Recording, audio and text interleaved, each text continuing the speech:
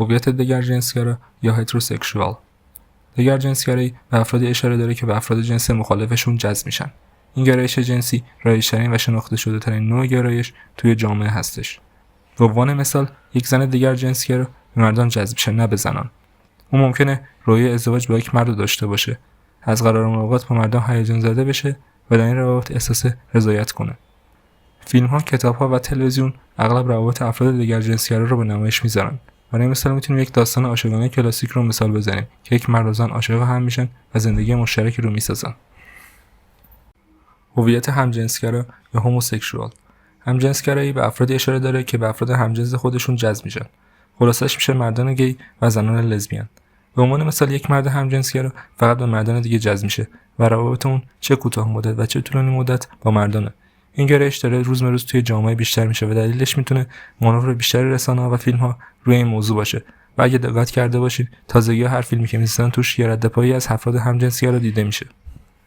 هویت دوجنسگرا یا بایسکشوال. دوجنسگرایی یک گرایش جنسی که در اون فرد به هر دو جنس زن و مرد جذب میشه. این موضوع به این معنی نیستش که فرد به طور مساوی به هر دو جنس جذب میشه یا همزمان با هر دو رابطه داره. به عنوان مثال یک زن دوجنسگرا ممکنه با یک مرد در ارتباط باشه اما بعدش متوجه بشه که به یک زن جذب شده و ظرفیت اون برای جذب شدن به افراد محدود به جنسیت نیستش. هویت همه جنسگرا یا پانسکشوال. کلمه پان از یک کلمه یونانی به اسم همه گرفته شده. افراد همه جنسگرا بدون توجه به هویت جنسی بقیه میتونن بهشون جذب بشن. این موضوع به این معنیه که اونها میتونن به مردان، زنان، افراد غیر دوجنسیتی و افراد تراجنسیتی جذب بشن. به عنوان مثال فردی رو تصور کنید که بیشتر به شخصیت و ویژگی‌های انسانی شریک خودش جذب میشه تا جنسیت اونها. هویت بیجنسگرا یا آسکشوال. آسکشوال کسیه که کشش جنسی رو تجربه نمیکنه.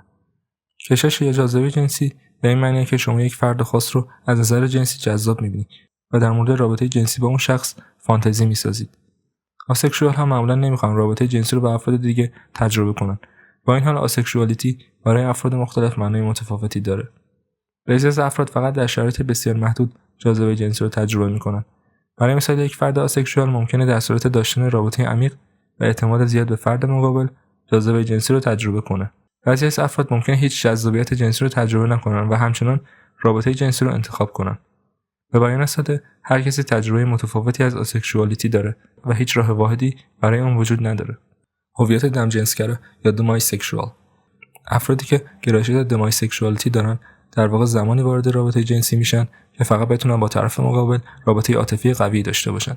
این افراد ممکنه دیت‌های زیادی رو برن ولی فقط وقتی وارد رابطه میشن که پیوند عاطفی قوی با طرف مقابلشون برقرار کرده باشن.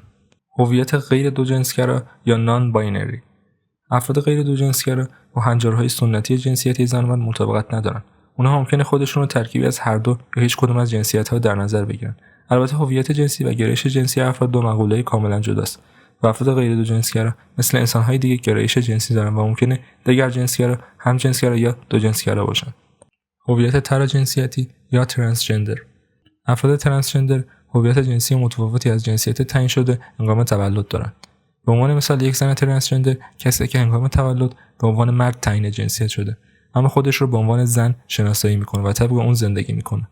ممکنه تغییرات اجتماعی، قانونی و یا پزشکی رو برای همسو کردن ظاهر خارجی و هویت قانونی خودش با هویت جنسیتی خودش انجام بده. این همسو کردن میتونه شامل تغییر نام، هورمون درمانی و گاهی جراحی باشه تا خود واقعی اونها رو منعکس کنه. هویت بیناجنسی یا اینترسکس. افراد بیناجنسی با ویژگی‌های جنسی به دنیا میان که با تعاریف معمول مرد یا زن تطابق ندارن. این میتونه شامل تغییرات در کروموزوم‌ها، هورمون‌ها و یا ویژگی‌های فیزیکی باشه.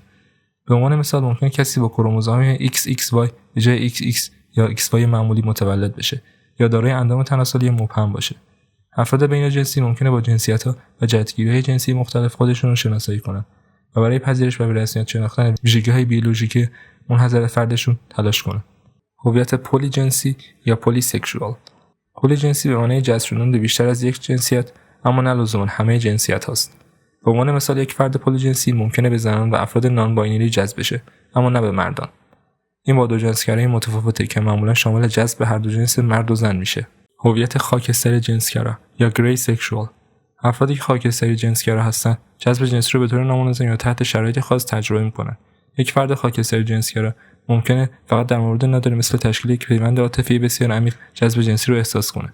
به عنوان مثال ممکنه اونها به طور کلی علاقه به فعالیت جنسی نداشته باشن، اما بعد از یک رابطه طولانی مدت عمیقاً عاطفی و متعهد جذب جنسی رو تجربه کنه.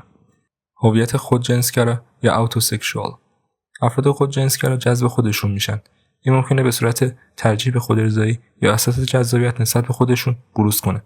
به عنوان مثال فردی رو میتونیم در نظر بگیریم که بیشترین تحریک و رضایت جنسی رو از طریق خودکاوی و تحسین از خودش تجربه میکنه و این رو به جستجوی شریک‌های جنسی خارجی ترجیح میده.